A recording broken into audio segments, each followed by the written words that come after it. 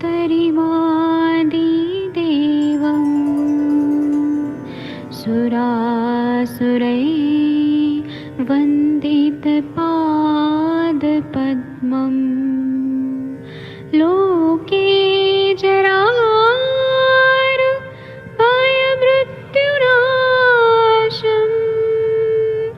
दातारमीशं विविधौषधीनां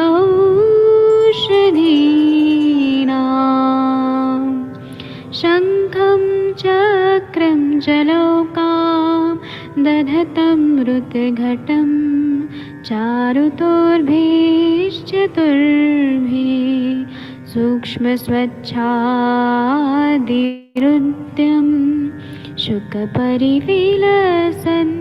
मौलिमं भोजनेत्रम् कालाम्बोदोज्ज्वलाङ्गं कटितटविलसत् चारुपीताम्बराढ्यं वन्दे धन्वन्तरिन्तं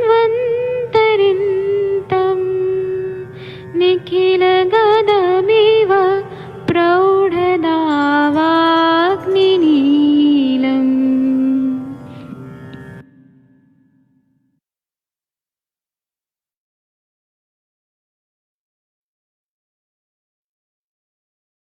प्रणाम सभी लोगों को। मैं वैद्य अरविंद पाठक पुणे महाराष्ट्र से आप सभी लोगों का स्वागत करता हूं। सभी लोगों को कोटि कोटि प्रणाम करता हूं। आप सबके सब भारत के सर्वश्रेष्ठ चिकित्सक लोग हैं। आज मैं आप लोगों को वो बातें बताऊंगा जो पेशेंट आप लोग के पास आते हैं तो ना आप लोग को ऐसे समझ नहीं आता है कि कैसे करना चाहिए। तो हमारे पास ना ब्रेन इंजरी के हेड इंजरी के पेशेंट आते हैं। तो वो लोग तो रिकवर हो जाते हैं जो भी टाइम लगता है, लेकिन उनको कोई ना कोई प्रॉब्लम रहती है। इसीलिए हम उसको बोलते हैं पोस्ट कॉन्फ्यूजन सिंड्रोम। सिंड्रोम मतलब ग्रुप ऑफ डिजीजेस। और कोई भी सिंड्रोम का इलाज एलोपैथी साइंस में परमानेंट नहीं होता है। हमारे आयुर्वेद में अगर हम लोग देखेंगे तो हम लोग बोलते हैं अभिघात जन्य वात प्रकोप, आगंतुक कारणों से हुआ वात प्रकोप। तो वात प्रकोप जो रहता है वो कहीं ना कहीं शरीर में कुछ ना कुछ तकलीफ देता है। आज हम इसी विषय पे बात करेंगे। और आप लोगों ने भी ऐसे पेशेंट देखे हैं, लेकिन उसको आज जो मैं जिस तरीके से बताऊंगा उससे आप लोगों का जो दृष्टिकोण है ऐसे पेशेंट को देखने में वह थोड़ा चेंज हो जाएगा। तो कंफ्यूजन का मतलब क्या होता है? कंफ्यूजन का मतलब होता है कि कहीं ना कहीं सिर में चोट लग जाना, ब्रेन में इंजरी होना, जो माइल्ड टाइप का होता है, ट्रॉमेटिक इंजरी होता है। जैसे कि बचपन में कहीं गिर गए, साइकिल चलाते चलाते गिर गए, चोट लग गया, है ना, या फिर किसी से लग गया, चोट लग गया। तो ये क्या होता है कि एक तरह का ब्लो होता है, जोर से झटका लगता है जो सिर पे चोट लगती है। इसमें ऐसा नहीं होता है कि इंसान बेहोश हो जाएगा, लेकिन उसको चोट लगी रहती है। तो इसमें मतलब कॉन्शियसनेस नहीं गया या गया, ये दोनों कंडीशन हो सकती है। उसको हम बोलते हैं कॉन्फ्यूजन। जैसे कि फुटबॉल खेल रहे हैं, बचपन में फुटबॉल खेल रहे हैं, वॉलीबॉल खेल रहे हैं और दिमाग में चोट लग गया, ऐसा भी हो सकता है। तो इसको इसलिए हम लोग बोलते हैं कॉन्फ्यूजन। दिमाग में अंदरूनी मार लगना, अंदरूनी मुक्का मार लगना, ऐसे मराठी भाषा में बोलेंगे, अंदरूनी चोट लगती है। और इसमें क्या होता है कि इसमें शुरुआत में पता नहीं चलता है कि सिर में चोट लगी है। अब जैसे कि आप लोगों को यहाँ स्क्रीन पे दिख रहा है कि फुटबॉल पे चोट लग गया, या फिर वो लड़का लड़की को आपस में टकरा गए, आपस में लग गया, है ना। ऐसे ये कहीं ना कहीं अंदर ये अंदरूनी ये होता है, मतलब चोट लग गया, इंजरी हो गया है। तो जितना चोट लगा है उतना समझ नहीं आएगा, तुरंत तुरंत का तुरंत नहीं समझ आएगा। तो बहुत सारे लोगों में जो पोस्ट कंफ्यूजन सिंड्रोम रहता है वो शुरुआत में पहले 7 दिन तक रहता है, फिर चला जाता है, फिर धीरे धीरे 3 महीने के बाद वो गायब हो जाता है। लेकिन कुछ लोगों में ये सालों साल रहता है, 1 साल रहेगा, किसी को बहुत साल रहेगा। तो ये जो पोस्ट कंफ्यूजन सिंड्रोम है, सिंड्रोम इसलिए मैं बार बार बोल रहा हूं कि ग्रुप ऑफ डिजीजेस, एक बीमारी नहीं है, इसमें बहुत सारी चीजें रहती हैं।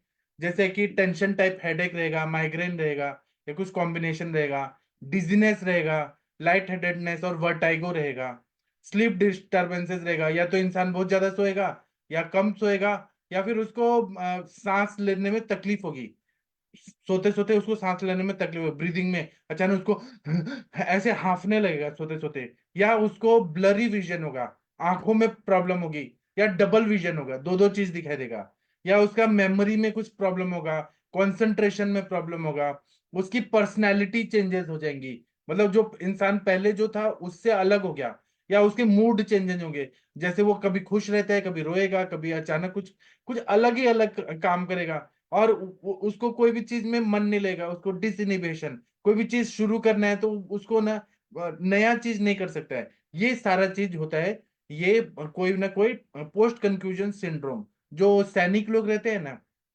जो मतलब आर्मी के सोल्जर्स रहते हैं, तो उनको ये ज्यादातर दिखता है, या फिर जो लोग ऐसे जगहों पे काम करते हैं जैसे लेबर लोग हैं, उनको कोई ईंट पत्थर लग गया। आजकल तो सरकार ने कंपलसरी कर दिया है कि आप जब भी बिल्डिंग का काम करेंगे या सुरंग बनाएंगे तो आपको हेलमेट पहनना जरूरी है। कंपलसरी, आप लोगों ने देखा पीला टोपी पहन के हेलमेट पहन के वो लोग जाते हैं। पहले के जमाने में ऐसा नहीं था। अगर बिना हेलमेट के कोई जाएगा और चोट लग गया, या बाइक भी चला रहे हैं और चोट लग गया, इंजरी हो गया, तो ये पोस्ट सिंड्रोम हो जाता है। तो ये पोस्ट कंफ्यूजन सिंड्रोम में सर दर्द का तकलीफ रहता है, हेडेक रहता है, डिजीनेस रहता है, किसी को कुछ हफ्तों तक रहता है, कुछ को कुछ महीनों तक रहता है, कुछ को बहुत सालों तक रहता है ना। तो ये कहीं ना कहीं जो मैंने शुरुआत में बोला कि आगंतुक वात प्रकोप होता है, कहीं पर भी अभिघात होगा तो वहां पे वायु का प्रकोप होना ही है, और सारे जो भी सिम्टम्स हैं वो वात वाले ही दिखाई देंगे। अब इसके सिम्टम्स क्या होते हैं ये आप लोगों ने देखे होंगे आसपास, या पेशेंट जो लोग अगर आप लोग देखेंगे तो आप लोग को और अच्छे से समझ आएगा कि ये पोस्ट कंफ्यूजन सिंड्रोम जो मैं पढ़ा रहा हूं ये क्या है। यहाँ पढ़ाने का उद्देश्य ये है कि मेरे प्रैक्टिस में तो मैंने पेशेंट देखे हैं, लेकिन आप लोग के पास जब भी आए तो आप लोग घबराए नहीं कि हम लोग इसको कैसे डायग्नोस करें, क्या समझें।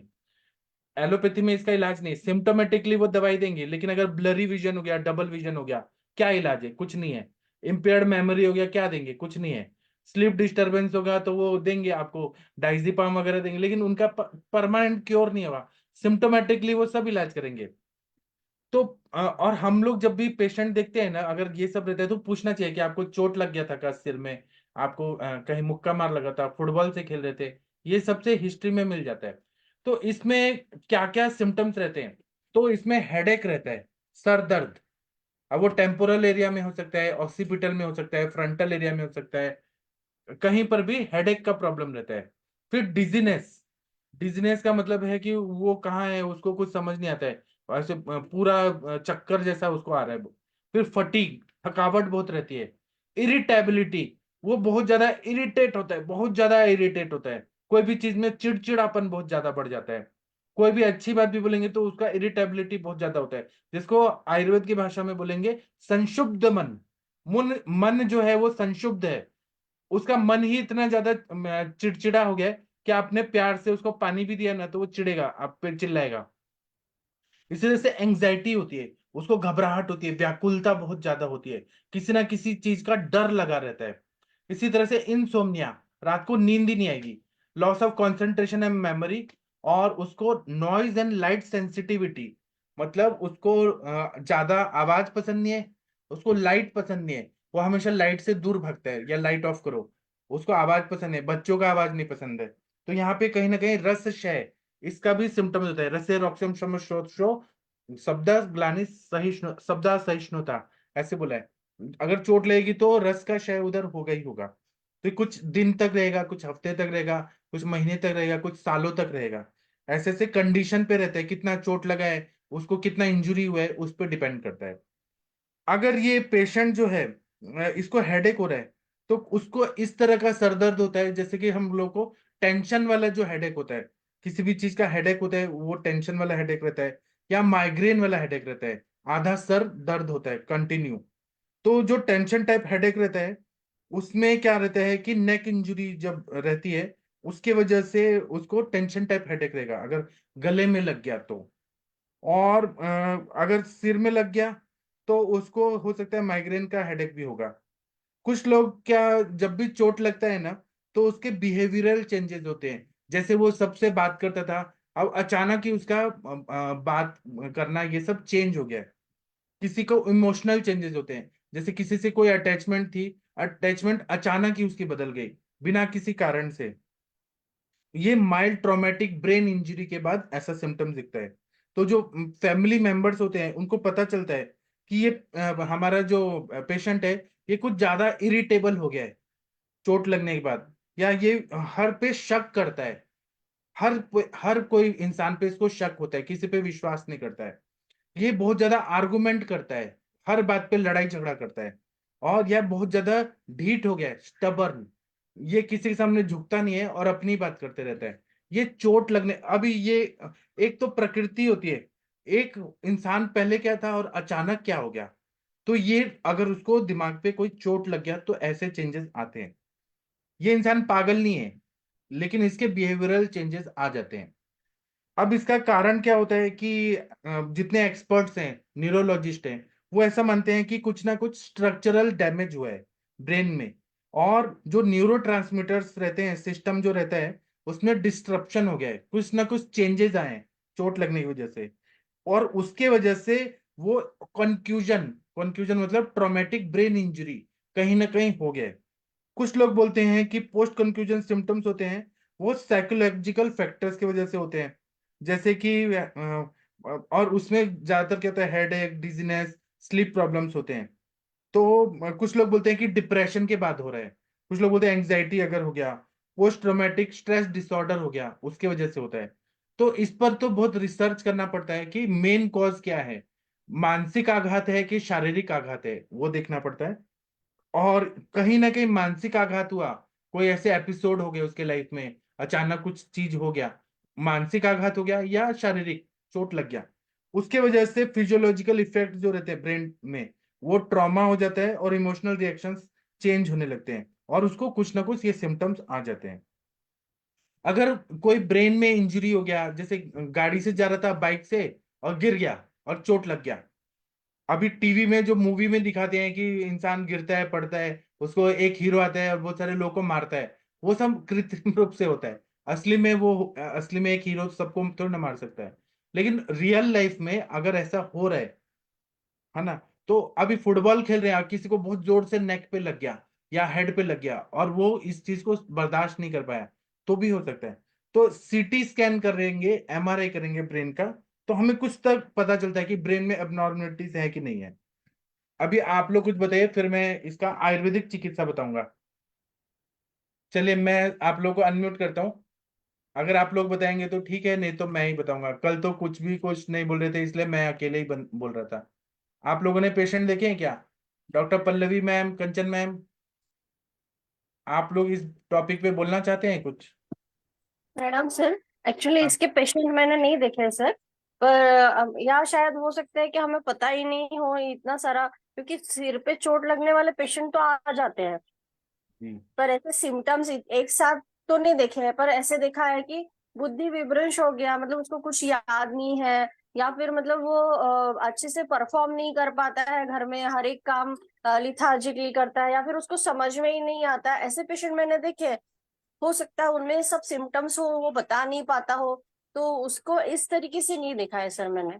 आप बताइए सर। और लेकिन कुछ ना कुछ तो एक दो भी सिम्टम हो सकते हैं। हाँ सर, हो सकते हैं, पर अभी आपने किसी ने एक ग्रुप ऑफ सिम्टम्स बताया ना, इस हाँ। तरीके से नहीं देखा था। बस ऐसे होता, ऐसे लगा था कि जैसे सिर पे चोट लगी है, मतलब मज्जा धातु दुष्टि है यहाँ पे, तो उसको जैसे याद नहीं रहेगा, या फिर जो पास्ट में जो है वो उसको रिकॉल ही नहीं करेगा, या फिर शॉर्ट टाइम मेमोरी लॉस हो जाएगा। ऐसे पेशेंट देखे हैं सर मैंने। जी। जी सर। ठीक, सही बताया आपने। और कोई बोलना चाहते हैं? किसी ने पेशेंट देखे हैं, सुने हैं, तो कुछ बोलना चाहते हैं तो बोलिए। नमस्कार सर। हाँ प्रणाम सर, बताइए सर। मैंने सर पेशेंट देखे, लेकिन जिनके उल्टी हो जाती है उनको दिक्कत आती है, उनको तो हम बाहर भेज देते थे। बाकी के जो सिर दर्द वगैरह के या इस तरह के थोड़ी बहुत समस्याएं होती थी, जी। उनको तो हम बात नाशक मेडिसिन दे के और नस वगैरह दे के और ठीक हो जाते हैं वो। जी।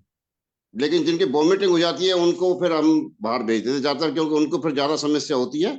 जी इस तरह के पेशेंट हमने देखे थे, क्योंकि काफी मिले हैं इस तरह के। जी, सही बताया सर आपने। अब इस पे आयुर्वेद में क्या चिकित्सा करना चाहिए ये मैं आप लोग को बताऊंगा। इसमें हमें पहले तो ये विचार करना चाहिए कि इसमें आघात लगा है, अभिघात है, तो हमें वात की चिकित्सा करनी है। वात के साथ में पित्त की भी चिकित्सा करनी है, तो वात और पित्त की चिकित्सा करनी है, क्योंकि बिना पित्त का मतलब अग्नि का कोई भी चिकित्सा नहीं होती है। ठीक है, तो हमने हमें वात और पित्त का शमन करने का चिकित्सा देना है और ब्रीहण करना है। जहां पर भी अभिघात होगा, वायु का प्रकोप होगा, वहां पे क्षयात्मक संप्राप्ति होगी, कुछ ना कुछ एट्रोफिक चेंजेस या डीजनरेटिव चेंजेस होने लगेंगे। तो वहां पे कहीं ना कहीं वायु का गति, रक्त का गति वो रुक जाता है। तो इसलिए ब्रीहण करेंगे, स्नेहन करेंगे, तो वो सब ठीक हो सकता है। कुछ अनुलोमन करने वाली दवाइयां देंगे जो वायु को, क्योंकि वायु ऊपर कहीं अटक गया है, तो अनुलोमन करेंगे नीचे से तो वो पूरा बैलेंस कर देता है। शिरोधारा करेंगे, नस से करेंगे।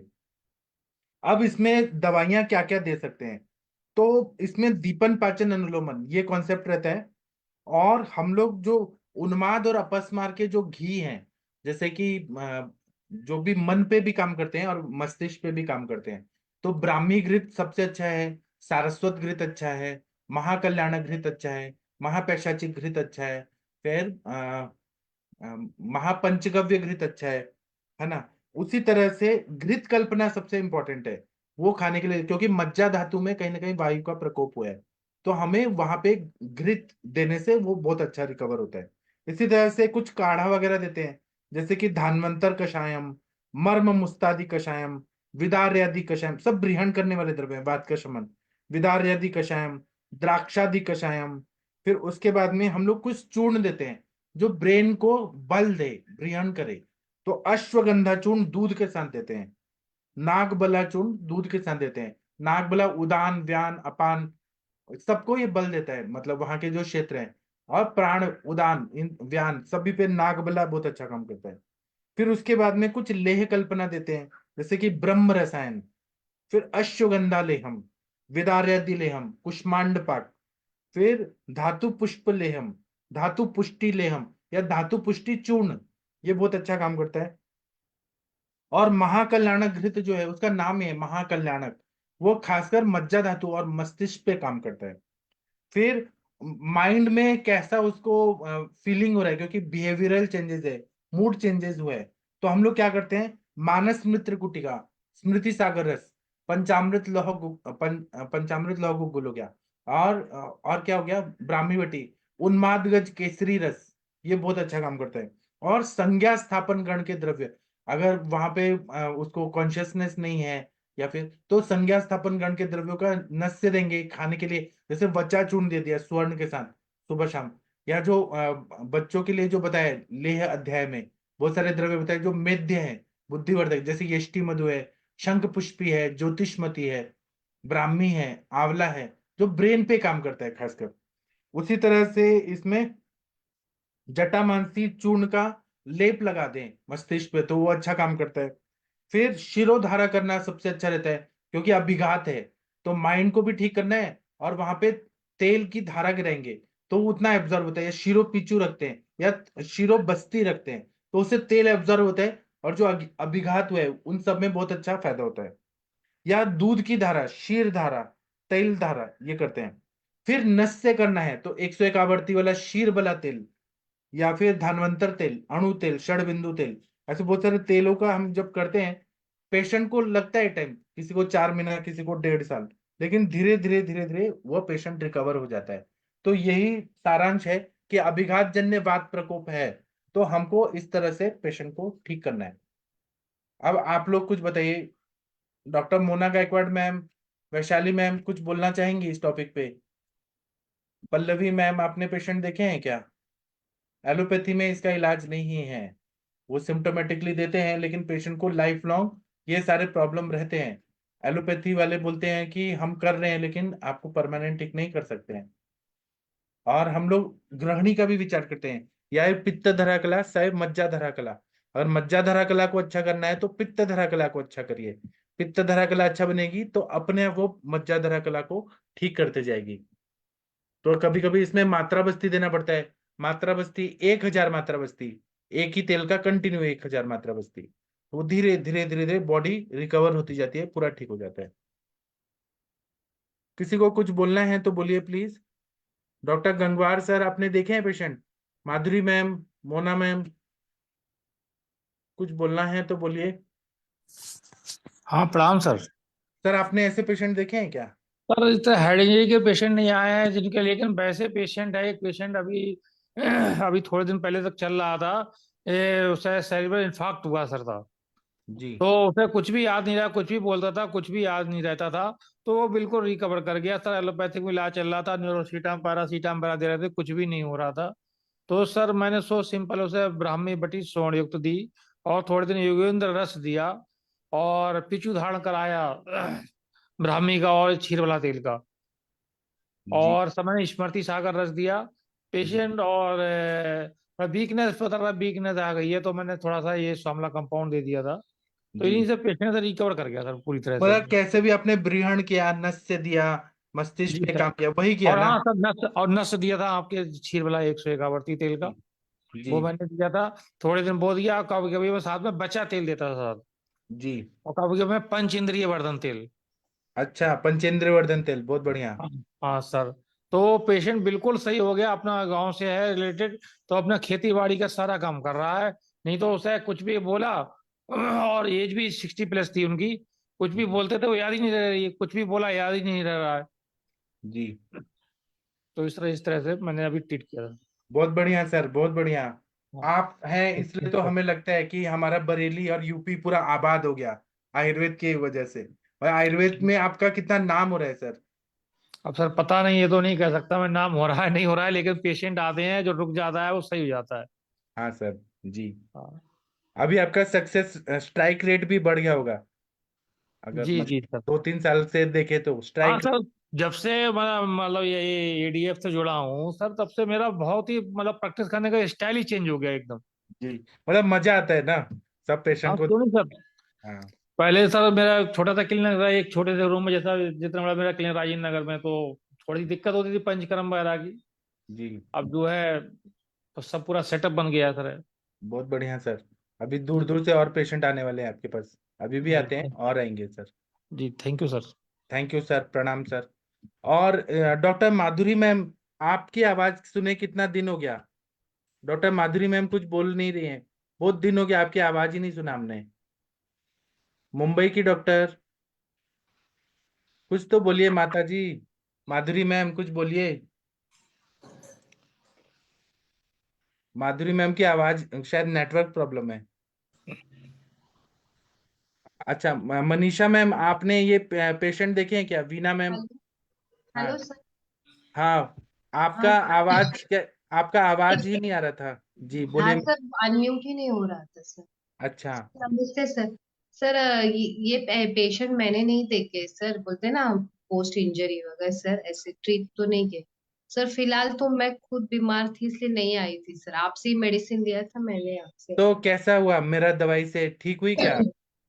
सर वो तो मैंने साइड बाई चलाया, पर वो ज्यादा सीरियस हो गया था सर, क्या? तो मुझे हॉस्पिटल लेके गए थे फिर सर। क्या हो गया था आपको? सर आई थिंक सो उनको लग रहा था सीआरपी वगैरह सब बढ़ गया था मेरा। मैं करजत से आई थी बाहर से घूम के, जी फिर वो वायरस अटैक हो गया सर, शायद वो कोरोना वेरिएंट ही था शायद, शायद बोल रहे चेस्ट फिजिशियन। जी तो फिर वो सब किया तो एंटीबायोटिक चालू किया, फिर से हायर एंटीबायोटिक मैंने, फिर आम पाचक कंटिन्यूस चालू था, और आपका वो ब्रंशतुहर तेल था ना सर, मेरा जी नोज ब्लॉक जी वगैरह वो यूज किया था, उससे मेरा नाक से वो शिरोविरेचन होता था, और सर मेरा हार्ट रेट वगैरह सब बढ़ गया था। और फिर SpO2 अच्छा था, वो कभी डाउन नहीं हुआ। पर फिर बाद में मुझे उस उनका ट्रीटमेंट ही लेना पड़ा, फिर उन्होंने इनहेलेशन में स्टेरॉइड देना चालू किया, क्योंकि मेरे आई कुडंट मतलब वाला डिस्निया ही चालू हो गया था सर ना, कि अच्छा। मैं फीवर फीवर 102 उतर नहीं रहा था। फिर लिटरली मैं चक्कर आके गिरने लगी थी, कोई संभाल ही नहीं पा रहा था घर में। फिर बाद जी में उन्होंने एडमिट किया 2 दिन, फिर वो सब निकल आई, मैं आउट ऑफ फेज। नहीं तो बहुत डेंजरस हुआ था सर। मैंने लाइफ में लास्ट टाइम मुझे कोरोना हुआ था, पर इतना नहीं हुआ था। ये टाइम मुझे पता नहीं ये कौन सा वायरस है, जबरदस्त हो गया सर। पूरा 15 दिन मेरा ये हो, फिर अभी रिकवरी फेज है। और सर मैंने फिर चंद्रामृत रस सर आपने जो भेजा था ना, वो सब चालू किया था बीच में। उससे बहुत फर्क आया सर। मैं आम पाचक वटी 20-20 लेती थी दिन में, फिर ऐसे करती तो थी। आप जिस दिन बात कर रही थी उस दिन खांसी आ रहा था, नाक बंद था, अभी हाँ ठीक है आपकी आवाज? हाँ, अभी तो बहुत कम हो गया सर। वो दोनों मिलाकर मैं, नहीं तो बहुत ही, उनका भी ट्रीटमेंट सक्सेसफुल हुआ, और आपका जो गोलियां था वो मैंने कंटिन्यू किया सर। और मैंने दो दो बहुत भेजा था आपको, त्रिभुवन कीर्ति, श्वास कुठार, बहुत सारा हाँ भेजा था। हाँ, वो लिया था मैंने सर, करके बदल बदल के कर। ठीक है, पर तो अभी आप कुछ कितना परसेंट ठीक है, percentage wise? Sir, percentage wise तो मैं 90% हो गई। उससे अभी 10% थोड़ी सी खांसी बाकी, बाकी कुछ नहीं सर। अच्छा। हाँ सर, इतना। मैंने आपको फोन नहीं किया कि आप कैसी हैं, क्या है, मतलब बीमार हैं क्या? नहीं सर, आपको तो बहुत बिजी है, और सर मेरी हालत ही बहुत खराब थी। मैं किसी का फोन रिसीव भी नहीं कर पा रही, जी। और मैं लेक्चर्स भी अटेंड नहीं कर पा रही थी इसलिए सर। तो मैंने इतने दिन के बाद आपको देखा तो मुझे याद आया आपकी। हाँ सर। और सर, और हम घर की वर्किंग लेडी है, तो सब घर का भी ना हाँ देखना भी पड़ता था सर। उसी बुखार में उतरती तो फिर काम भी करना पड़ता था सर, क्या हाँ। करने का। तो अभी ऐसे आपको हाल। भूख भूख लग रहा है क्या, पेट हाँ साफ हो रहा सर, है, भूख भूख लग रहा है? लग रहा है, क्योंकि मैं आम पचक वटी खा रही हूँ ना, तो मुझे ट्रिमेंडस भूख लग रही है। मैं खाती रहती हूँ सर अभी तो अभी अच्छे बस से। खांसी है और वीकनेस है? हाँ हाँ, वीकनेस है, और खांसी एकदम एकदम सर अभी माइल्ड रह गया है बस। जी। बहुत दिन ये। तो मैम आप पूरा आम पाचक पूरा खा लीजिए ना, आपका इम्यूनिटी और हाँ वही सर, वही कर रही हूँ मैं। 3 टाइम खा रही हूँ वो आम पाचक वटी खा खा के, ताकि भूख लगे वो, और मोशंस भी क्लियर होने लगे सर। और आप करजत में क्यों गई थी? करजत में तो सब वो ऐसे भूत बंगला सब है। सर वो न्यू ईयर के लिए, सेलिब्रेशन के लिए पूरी फैमिली थी, सब सब लोग। जी। तो बुकिंग किया था सर, उधर से आई, और फिर 2 दिन अच्छे क्लिनिक में आई, और फिर थर्ड डे जो फीवर आया, उससे वो बाहर ही नहीं आई। जो बंद था क्लिनिक, वो बंद भी किया। आज ही आई हूँ क्लिनिक। करजत में सारे अपने सेलिब्रिटीज है ना, उनके सारे फार्म हाउस हैं। वो शाहरुख खान हाँ का एक फार्म हाउस वहाँ पे। हाँ सर। जी। वो पता नहीं किस्मत खराब थी कि क्या, बोलते हैं ना, सब बच गई, बोलते हैं भगवान की कृपा और आपकी दवाई, और वो डॉक्टर, चेस्ट फिजिशियन, उन्होंने तो सब उन्होंने वो। क्या डायग्नोस क्या किया कि आपको क्या कोरोना हुआ था, क्या हुआ और था? उन्होंने बोला कि lower respiratory tract infection, severe infection उनका ये है। उन्होंने मुंह से निकाला ही नहीं कि कोरोना वगैरह है। वो बोले जो भी है उसमें यही ट्रीटमेंट सब करना पड़ेगा आपको। अच्छा। हाँ तो तो फिर। आप मैम क्या करिए, 4-5 महीने आप कोई च्यवनप्राश खा लीजिए, स्ट्रांग हो जाएगी। अच्छा। हाँ सर। सर मैं वही बोले, कोई रसायन। और सर मैं अभी थोड़ा, ये थोड़ी सी खांसी है तो एक मात्रा बस्ती लूं क्या? फीवर तो नहीं हाँ। आ हाँ, अग्नि अच्छा है तो रहा? मात्रा ले लीजिए। हाँ चलेगा, ठीक है। आपको अगर कोई रसायन चाहिए तो मैं आपको भेज दूंगा, रसायन स्ट्रांग करने के लिए। अच्छा अच्छा, ठीक है सर। ठीक है। अच्छा। हाँ। Thank you ma'am. Thank you. Manisha ma'am, आपने ऐसे पेशेंट देखे हैं क्या कि किसी को चोट लग गया, सिर में चोट लग गया, और उसको ये सारे सिम्टम्स है, हेडेक है, चक्कर आ रहा है, नींद का प्रॉब्लम है? किसी ने देखे हैं तो बताइए इस टॉपिक पे। मनीषा मैम, वंदना मैम।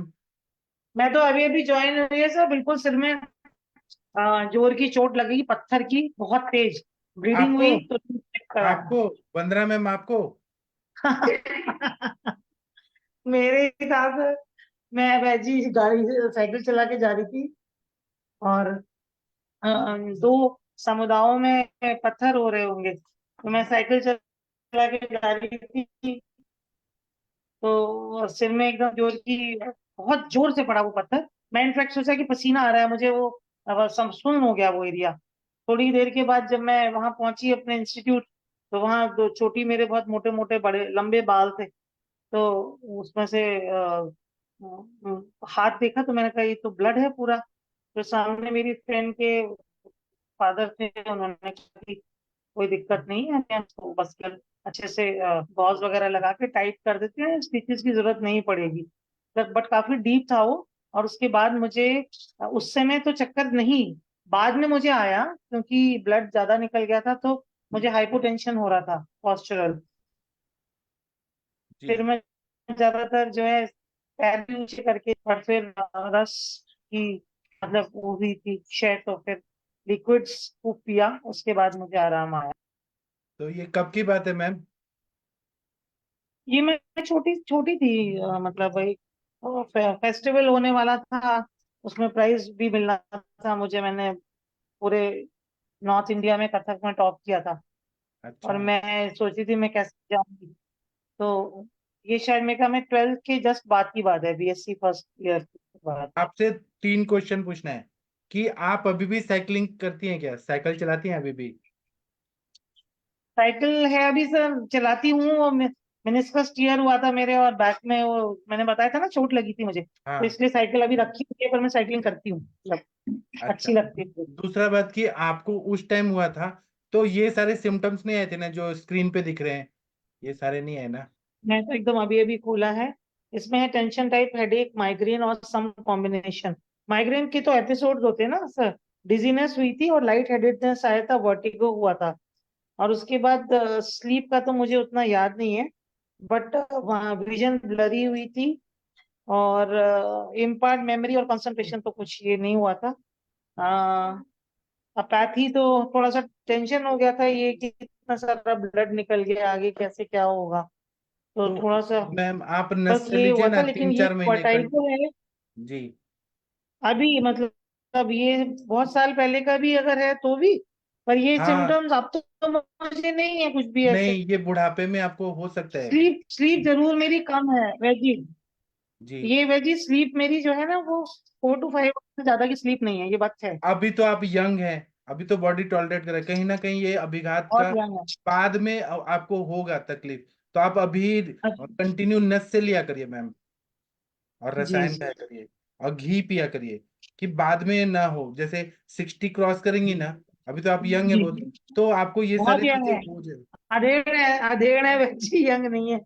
ना। अभी आपको कुछ पता नहीं चल रहा है, बोलने का मतलब ये है। लेकिन जैसे जी जैसे जी वायु का टाइम शुरू होगा, वात प्रकोप जी शुरू जी होगा, तो फिर ये प्रॉब्लम बढ़ जाएंगी। तो उससे जी अच्छा जी। अभी रसायन और घी और नस से ले लेंगी तो अच्छा रहेगा। और एक्चुअली वो जब मैंने वो ऑटोमिन वाला किया था, तो 2.5-3 साल पंचकर्मा किया, उसका रसायन सेवन, तो वो कुछ नहीं है। बट स्लीप तो जरूर मेरी आज भी जो है वो स्लीप कमी है, 4 to 5 आवर्स है। तो उसकी वजह से अब प्रॉब्लम तो आ रही है, क्योंकि कभी कभार जब ब्लड प्रेशर बढ़ता है, तो डॉक्टर का कहना था आपके सारे जितने भी वैल्यूज हैं सब नॉर्मल हैं, तो एक ही चीज मिलती है कि sleep. So you should have a proper long sleep at least of 8 hours, 6 to 8 hours. आप मुझे एड्रेस दीजिए, मैं आपको शीर वाला तेल भेज दूंगा, और नस से लीजिए और ये सब ठीक कर दीजिए। 8 घंटा तो कम से कम सोना चाहिए आपको। जी यही बताया। Thank you veggie. Thank you ma'am. हाँ, अभी और कोई? मनीषा मैम, आप कुछ बोलना चाहेंगी इस टॉपिक पे? आपका बहुत एक्सपीरियंस है मैम, सब लोग मनीषा मैम को सुनने आते हैं। इस टॉपिक पे मनीषा मैम, आपने देखा है सिर पे चोट लगा और उसके बाद में ये सारे सिम्टम्स आए, आपने ठीक किया है मैम? सर बच्चों में ये कई बच्चों में ऐसा आया है कि उनको हेड इंजरी होता है, और आई साइड में एक तो लेडीज थी सर, जस्ट कुछ साल पहले, तो उसको अब पता नहीं किस वजह से हुआ, घर से जो तखत होता है, जो वुड का होता है ना सर, बेड बेड उस पे उसको बहुत जोर से लगा, और पूरा राइट आई आई साइड के नीचे पूरा ब्लड क्लॉट हो गया, आईज भी उसके रेडनेस हो गए, और बस वो बोलती थी कि वो पूरा झंझनाहट हो रहा मुझे, और चक्कर आ रहा, और थोड़ा सा गिडनेस भी हो रहा था उसको। तो उसको सिटी स्कैन के लिए भेजे, तो थोड़ा उसमें स्वेलिंग दिखा राइट सेरेब्रल लोब्स में, बट ऐसा कुछ दिखा नहीं कि इंटरनल कोई ज्यादा प्रॉब्लम है। तो फिर मैं उसको सर पहले तो बर्फ का वो रखवाई बैग, और आइस का रखवा करके फटाफट, वो बहुत डेंजरस दिख रहा था, पूरा आई साइड उसका एकदम ब्लैकिश हो गया था। तो आइस का रखने के बाद फिर सर मैं दशांग लेप बना करके, और उसको उसकी छोटी छोटी ऐसी उल्टी साइड से लेकर के हाफ हेड रीजन पे पूरा लगाती थी। खाने के लिए भी दवाइयां दी थी मैं उसको, थोड़ा सा पेन के लिए भी दिया मैंने, गूगल भी दिया, और कांचनार भी चलाई साथ में, और थोड़ा उसको हल्दी देती थी पीने के लिए। हल्दी और दूध। तो उससे उसको काफी रिलीफ मिला, पेन भी कम हुआ। और साथ में नस से देती थी मैं, अणु तेल का ही नस से देती थी, कहीं कुछ ब्लॉक हो, रुकावट हो, उसकी झंझनाहट नस से कम हो गई। और सर साथ में उसको थोड़ा 10-15 दिन तक औषधियां दी, फिर 1-2 बस्तियां चलाई मैं। उसके बाद धीरे धीरे धीरे धीरे फिर वो एक खड़ी हल्दी को बोलती थी मैं उसको कि घिस लो और पूरे आई साइड के नीचे पे लगा दो ठंडा पानी में। और लगाने के बाद उसका जो क्लॉटिंग था, जो ब्लैकिश रेडिश दिखता था, वो पूरा क्लीन हो गया सर। और अभी तक वो ठीक है और ऐसा कुछ प्रॉब्लम नहीं है। बाकी बच्चे तो बहुत आते हैं, उनको फिर इसी तरह से उनको ट्रीट भी करते हैं सर। और मैं खुद ही 2-3 बार इंजर्ड हुई हूँ सर। मुझे चोट लगता ही रहता है। एक बार गाड़ी में बैठी थी तो वहां एक्सीडेंट हुआ तो हेड में लगा। 2-3 मुझे खुद ही इंजरी है। जी तो नस से लेकर के थोड़ा बहुत काम चलाते हैं सर। जी तो इसमें वैसी जो स्लीप मतलब स्लीपलेसनेस के लिए आपने बोला कि शीरबला हाँ का नशेल है, तो हाँ। प्रतिमास तो हम लोग लेते ही हैं, अगर नहीं ये नहीं, वाला नशेल। आप 15 ml वाला लीजिए ना, मेरा वाला। नहीं, वो बंद नशे धारा। करेगी। जी जी। सर जी सर क्षीरबला के मैं लेती थी, लेकिन मैं कुछ समय बीच बीच में जैसे वचा का लिया ना, तो उसमें बहुत बेनिफिट मिला मैम। और नींद स्लिप साउंड आने लगी। नहीं तो क्या है कि नींद अच्छी आती नहीं है, 4-5 घंटे, मुश्किल से 4 घंटे तो बहुत ही हो गया रहेगा। लेकिन इसको लो तो एकदम सुबह ही नींद खुलती है, डायरेक्ट 5:30 बजे 6 बजे। जी। तो वचा का मुझे ज्यादा फायदा बच्चा क्या मिला। है, स्त्रोतोरोध दूर करता है, और शीर बला बृहन करता है, स्नेहन करता है, जी बल देता है, मज्जा धातु को जी नया जी। बनाता है। और हिमसागर का जो है ना, सिरोभ्यंग करते हैं हिमसागर आदि से, तो उसमें भी बहुत लाभ मिलता है। नहीं तो सर्वाइकल में पेन होता ही रहता है, इसकी वजह से कुछ तो भी है रुकावट सर। जी आप मैम शीर नस से पे ज्यादा ध्यान दीजिए। जी सर, सर जी सर, क्षीरबला लेती हूँ तेल तो से बहुत। कितने ml का नस्से देना है? अभी मेरा वाला तो 15-15 ml रहता है। बाकी मैम आपने कितना लिया था नस से? मैं 5-5 ml ले पाती हूँ सर, अपने से इतना ज्यादा नहीं बनता। हाँ और थोड़ा थोड़ा करके 2 बार में ले लेती हूँ उसको इतना। हाँ। एक बार मेरे अच्छा। पास एक मराठी फिल्म एक्ट्रेस आई थी, अभी मैं यहाँ नाम नहीं लूंगा। तो उनका ना डिवोर्स केस चल रहा था। तो वो बोल रही थी कि मेरा हस्बैंड है ना, वो मेरे बाल पकड़ के और सिर पे इतना जोर से टकराता है, और ये बहुत दिन तक एपिसोड होता था। तो उनको ये सारे सिम्टम्स आ रहे थे। तो फिर वो केस भी चला बहुत दिन तक। अभी मैं उनका नाम नहीं लूंगा, वो बहुत फेमस मराठी एक्ट्रेस थी, फिल्म की एक्ट्रेस थी।